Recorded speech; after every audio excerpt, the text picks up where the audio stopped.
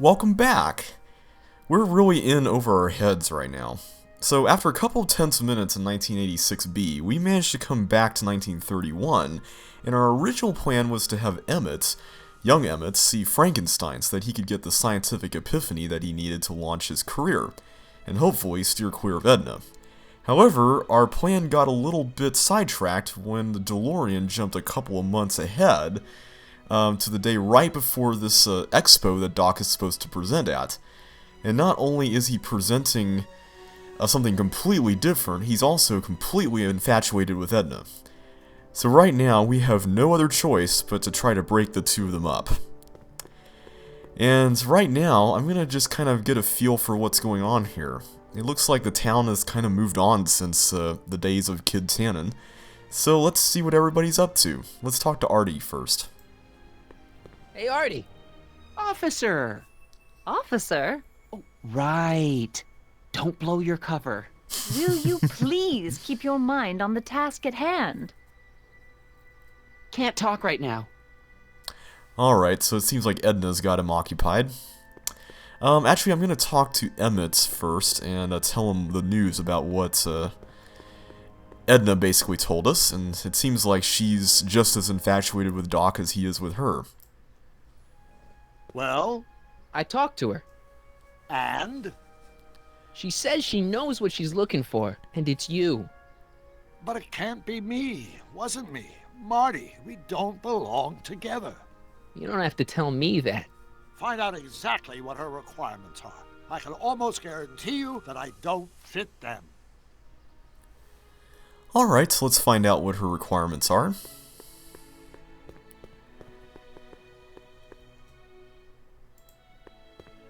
Ahem. You said that Emmett fits your bill of requirements for a man. Yes? What would that list be exactly? You'd make a good reporter, Mr. Callahan. You know that? Well, his physical appearance for one thing. Emmett may not be Clark Gable, but he cleans up surprisingly well. I gave him my grandfather's white suit to wear at the expo. Oh, you should see him in it. He looks positively radiant. Looks good in a suit. Got it. And he's completely devoted to me. That's important. I've got no time or tolerance for playboys. Yeah. Faithful as a Labrador. Check. Thirdly, and most important, Yes? well, his mind, of course. It's brilliant, and it's virtuous through and through. His own mind map shows him to be a model citizen. Good brain. I see. Mind And map? if it turned out that you were mistaken about any of these qualities, Say, what's your game? just curious, just trying to understand the female mind. Well, understand this. I'm not some faint-hearted girl who'd run away at the first hint of trouble. I've made a big investment in Emmett. Not money, but I've sunk all my ambitions into him. I'd have to be thoroughly disillusioned before I'd call it quits with Emmett. Got it? Uh-huh. Now, Mr. Cub Reporter, is there anything else? Well, maybe we can convince her that Emmett is not all of those things that she listed. Rather hard for me to picture Emmett as a chick magnet. Chick magnet. A guy who gets the girls, motors running. Motors? Who makes them, you know. You mean a chic? Yeah. Well, it's a matter of taste, I suppose, but when he's properly pomaded and decked out in my grandfather's white suit, Emmett just glows. Makes my heart flutter a bit just to picture him. Okay, so that didn't quite work. You say you know Emmett is a model citizen, but you don't know him as well as I do. Did you know he once cheated some Libyans out of plutonium? Plutonium? What would Libyans want with plutonium?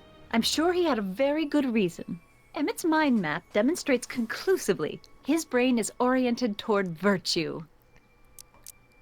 Well, he did steal a train back in the day. This one time, to power one of his science experiments, Emmett hijacked a train. Please, there hasn't been a train hijacking in Hill Valley since the days of Mad Dog Tannen. Exactly. Emmett's done a lot of shady things in his time. My vice principal warned me to stay away from him. Your vice principal sounds like a dolt. Funny you say that. So you say Emmett only has eyes for you? Absolutely. It's almost embarrassing how devoted he is to me. Well, it's good to hear he's finally settling down. Yes. Settling down?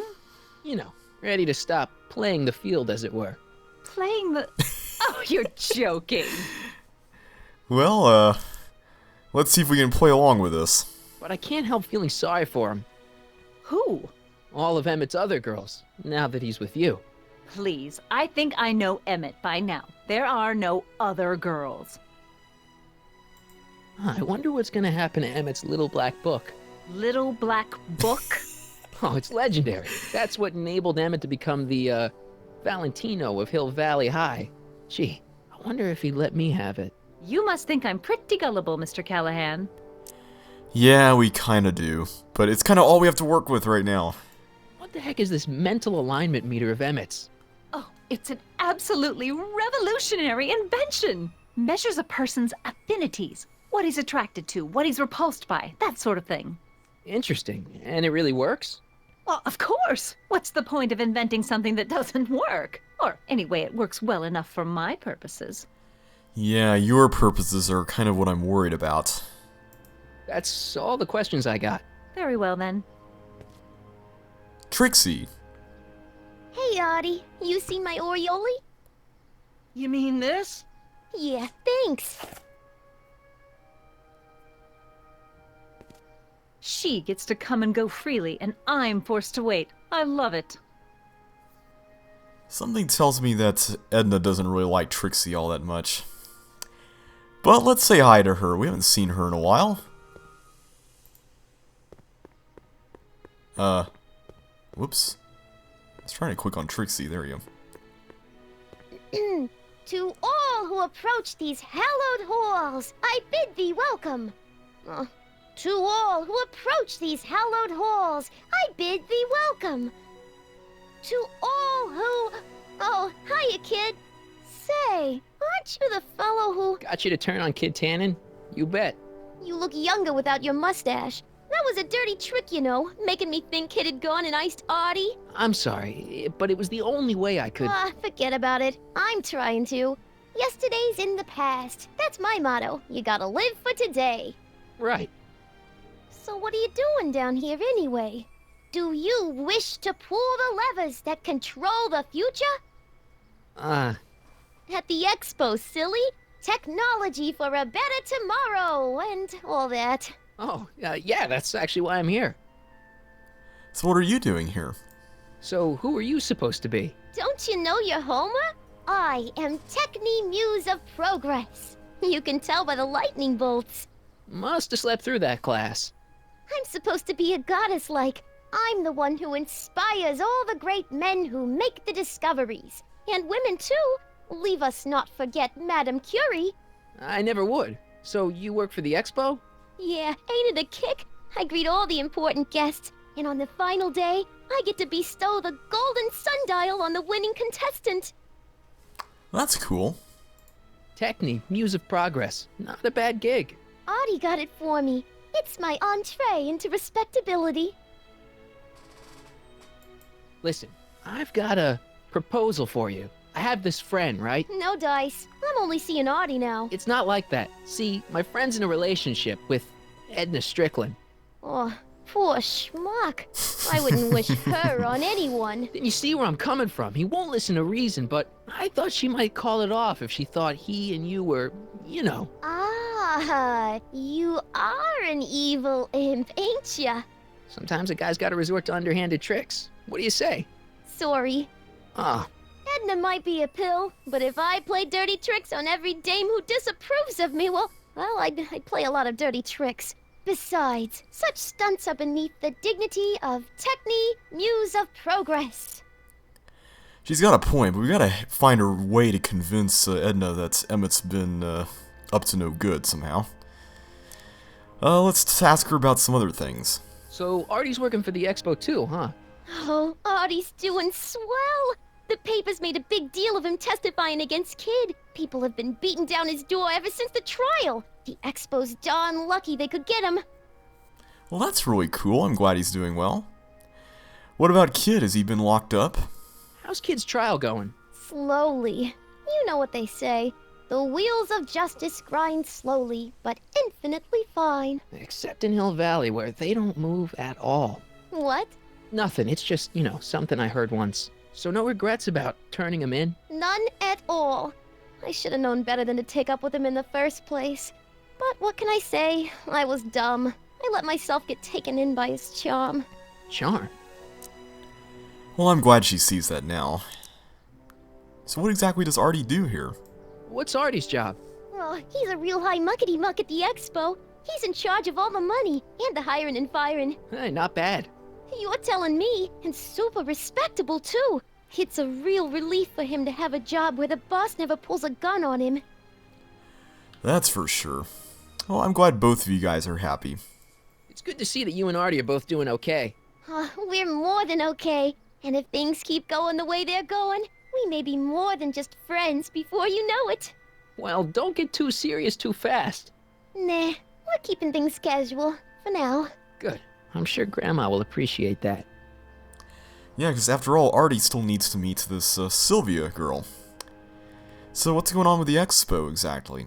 Whose idea was it to put a science and technology expo in Hill Valley? Beats me. Artie says it's all bred in circuses. But I ain't seen a single clown yet today. You sure you don't want to help us out with Edna? Look, my friend Emmett really needs help. The one who's going out with Edna Strickland? You're darn right he needs help. I'm not asking you to actually seduce him. Just make her think that you two have a thing going. It'll drive her crazy. I guess it would. So... I wouldn't do that to another girl unless I was good and mad at her. And besides, it might tarnish my image as a muse. Alright, have it your way. See you, Trixie. From this chamber of wonders, we bid you a fond adieu. I'm glad she's doing alright. Looks like there's some things here in these tents, but they're covered up right now. Also a truck over here. It's not as nice as my truck back in '86. Jeez, I hope I still have a truck back in '86. Indeed. Hopefully we can get to a version of '86 that actually has that truck and doesn't have any other issues. Well, let's report to Doc about what we've been told. Ah, good. You're back. Give me the full report. She says she likes you because you've got a virtuous mind, you look good in a suit, and you're completely faithful to her. Damn, she's got me dead to rights. Well, you'll just have to find a way to change her mind. I'll be here if you need any help. Do you need any help? Well, let's talk to him about what he's got going on. Have you figured out what's wrong with the time circuits? Not sure. Possibly. It seems to me to be a simple wiring issue, but I'm double-checking to make sure. All the basic equipment appears to be functional. Any chance I could borrow the DeLorean? I want to drop in on young you at the lab. Well, I don't know. The time circuits... Listen, I promise I won't take it to 88. Even so, I'm worried about letting it out of my sight while it's still behaving unpredictably. Tell you what, I'll take it on a test drive 1 minute into the past. If it passes the test, I'll let you borrow it. Well, hopefully this will go well.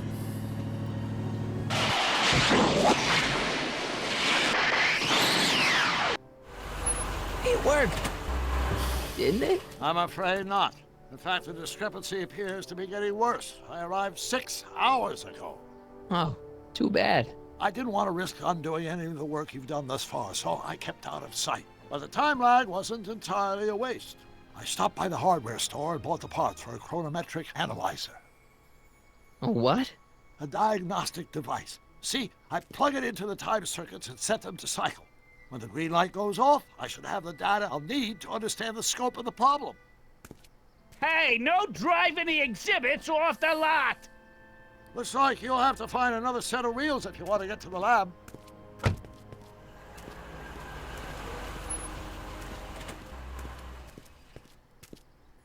Alright, well it looks like we can't use the DeLorean. That's probably for the best, because I don't know if I'd want to be taking it all over town in 1931. But I just noticed in the background that this tent here just opened up. Hill Valley of the Future. Let's see what's in here. It's pretty cool. Let's see what this display here has to say. I'm going to push all these buttons. The century looks bright for our fair metropolis. Jump with us 50 years into the future for a peek at Hill Valley circa 1981. courtesy of Hal's Hardware and the collective imagination of mankind. Could this be our venerable town square? Yes, indeed. Though the form looks strange and new, the function remains the same as ever. But where are all the people? Why, they're underground. A network of burrows extends a mile into the earth, giving future Hill Valley's 10 million citizens plenty of space to work, play, and raise their families. This kind of reminds me of that attraction at Disney World called the Carousel of Progress, where you see a family home in various time periods with the same characters. It's really an interesting concept, and I like the way it's implemented here. If only the 80s actually did look like this, it would be really cool. Let's press the other buttons. Of course, our residents will want to venture forth into the fresh air occasionally. And what better excursion than a pleasure ride in this elevated super train of tomorrow? That is pretty cool. Agricultural advances will make it a breeze to feed our burgeoning population. Tired of waiting for Mother Nature to do her job? Just press a button. Presto! An artificial rainstorm drenches the valley's thirsty crops.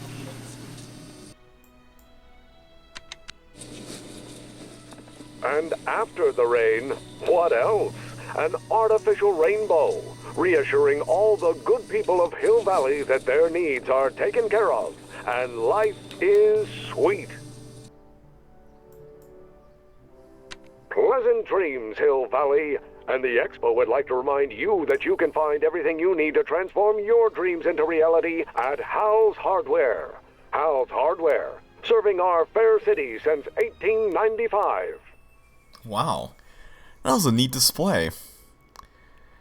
This train of the future, though, this almost looks like some sort of skateboard that this thing here is on. Let's see if we can use that. My future wouldn't be built so shoddily.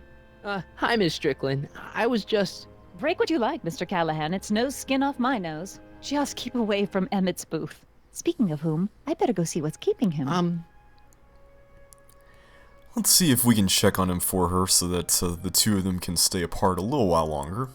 I'll go check on him for you. I was just heading there anyway. No, you weren't. The last thing he needs is another distraction at the 11th hour. But... Tut tut. Not another word. I've got the rest of the day all mapped out. Miss Strickland! I'm sorry, I don't recognize you. Heavens, you shaved off your hair, but... Carl Sagan? I'd like a word with you, if I may. I'm not sure it would be seemly for me to be seen in the company of an alleged arsonist. I think it may be in your best interest. You see, Let's go somewhere where we can talk privately. go. I'll keep her occupied till you get back. Just what is Citizen Brown up to? Interesting.